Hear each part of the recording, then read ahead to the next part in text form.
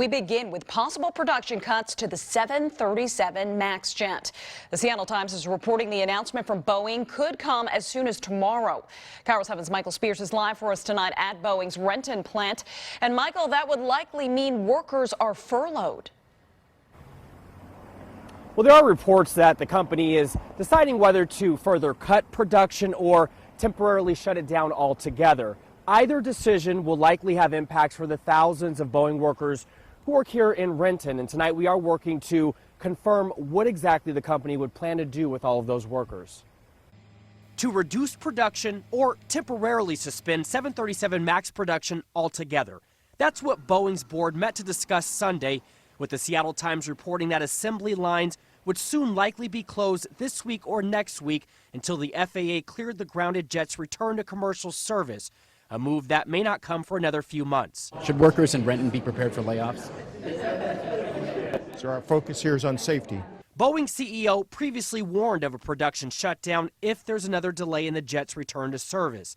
And recently the FAA reportedly told the company to back off its public predictions. That could well be what has finally prompted Boeing to sit up and say we better consider shutting down or reducing the production. Industry analyst Scott Hamilton said both moves could impact the thousands of Boeing employees who work here in Renton, with the Times reporting some employees would be absorbed at other regional plants.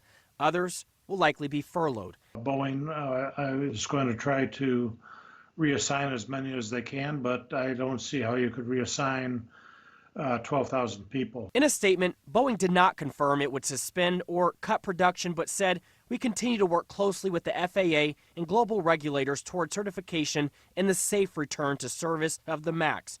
We will continue to assess production decisions based on the timing and conditions of return to service, which will be based on regulatory approvals and may vary by jurisdiction."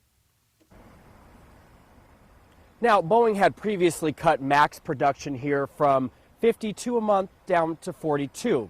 We will continue to ask questions as Boeing executives return to work tomorrow, and any updates we get about operations and production here will pass along to you immediately. For now, we're live in Renton. I'm Michael Spears, KIRO 7 News. Thanks, Michael. And we've been covering the turbulent times at Boeing and the impact to our region since the grounding of the 737 MAX jets. Just last week, a whistleblower testified before Congress about the working conditions at Renton for the production of the 737 MAX.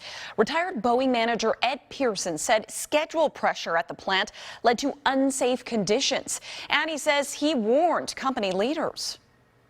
When you put people in that kind of pressure and they're tired, mistakes are made. I believe production problems at the Renton factory may have contributed to these two tragic crashes. Boeing called his testimony, quote, completely unfounded and inconsistent with the facts in the crash investigations.